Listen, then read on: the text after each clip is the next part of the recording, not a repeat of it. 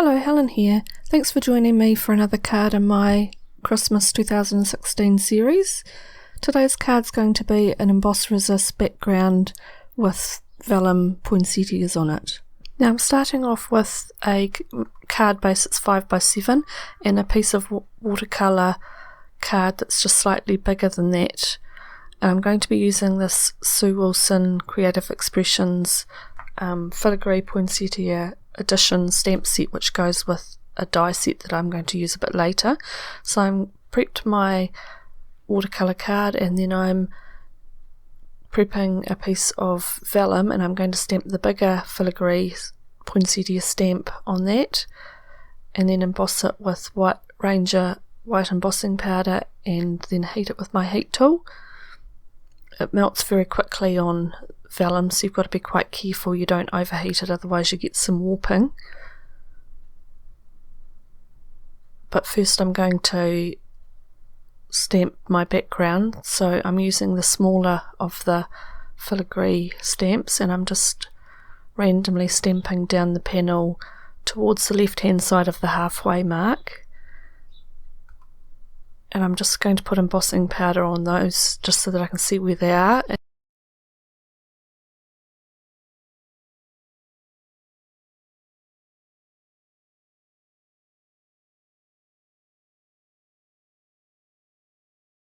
I'm then going to go back and fill in the gaps with this Kaisercraft stamp set. It's got a little mistletoe sprig at the bottom, and I'm going to use that and randomly stamp that through the gaps, making sure that I change the direction of them so it looks a little bit more natural.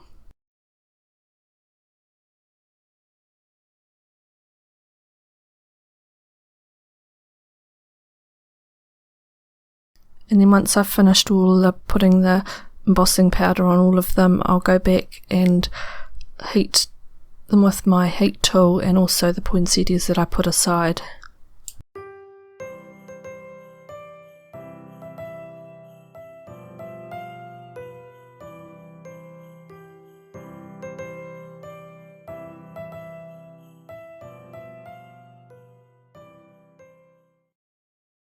Once I've heat embossed the poinsettias, I'm going to cut them out with the coordinating dies. I'm going to use the outline dies out of the edition set, and I'm going to cut them out, but it's quite hard to see where it's going to cut because it cuts quite close to the outline. So what you can do is cut the same die out on a piece of cardboard and use the negative piece to lay over the stamped image, and you can see exactly where it's going to cut, and then you put the die back into the negative and you can feel it lock down into place when you've got it sitting right. Tape it down and then cut it out, and you're going to have a far better cut. So I go ahead and cut out the other two as well with that method, and then I'm ready to start doing the blending on my stamped background. Now I have used watercolour paper because it's far better for doing the blending. I'm using Candied Apple Distress ink, making sure that I dab the bulk of the ink off on a scrap piece of paper before I start working the ink from my matte, non-stick mat onto the card and blending it out. I'm wanting it to go from dark to light so that the light finishes about the halfway mark.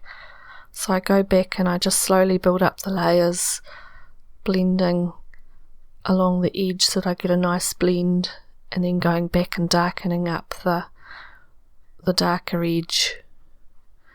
You can see the stamping starting to pop out.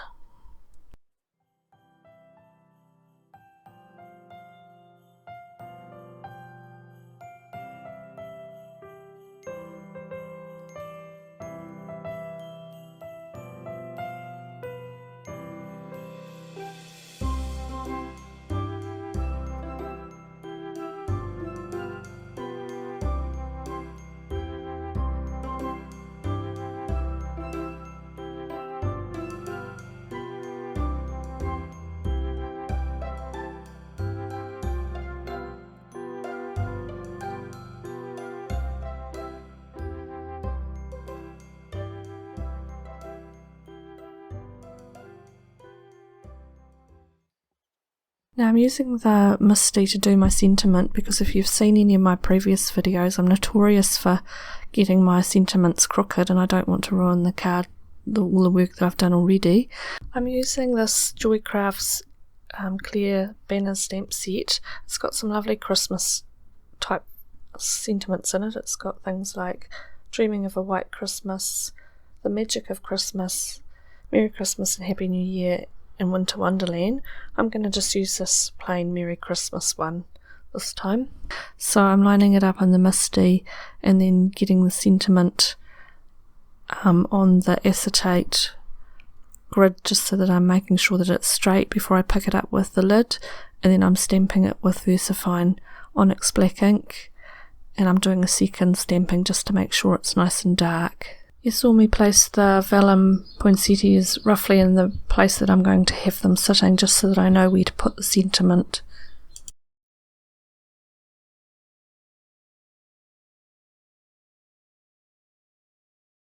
When I came to put on my poinsettias, I decided that the single poinsettia that I had intended to put on the card turned out to be a bit lost with the background, so I tried a couple of combinations, one with the smaller stamp that's in the set and then a double lot of the bigger stamp, and I preferred that the best, so I ended up stamping 3 more of them and now I've got 6 to work with. Once I'd made that decision, it was just a matter of gluing first the first layer on in the position I wanted to put them, 2 above the sentiment and 1 below, and then putting the second layer on, alternating the petals between the others.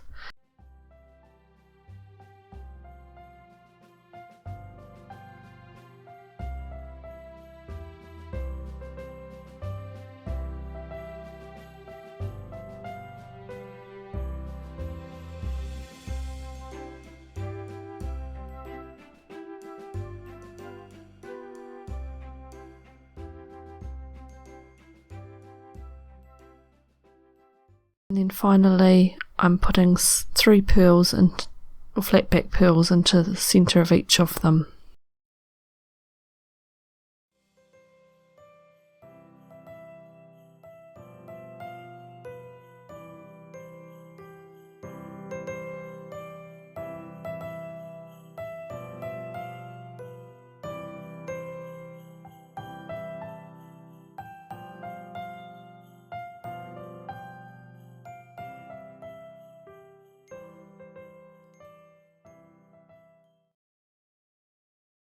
Now this card really could be done with any Christmas stamps in the background, or even transferring to other flowers and different flower stamps done with the vellum, so it's really not limited to just a Christmas card. Thank you for joining me today. I hope you got some inspiration from this card.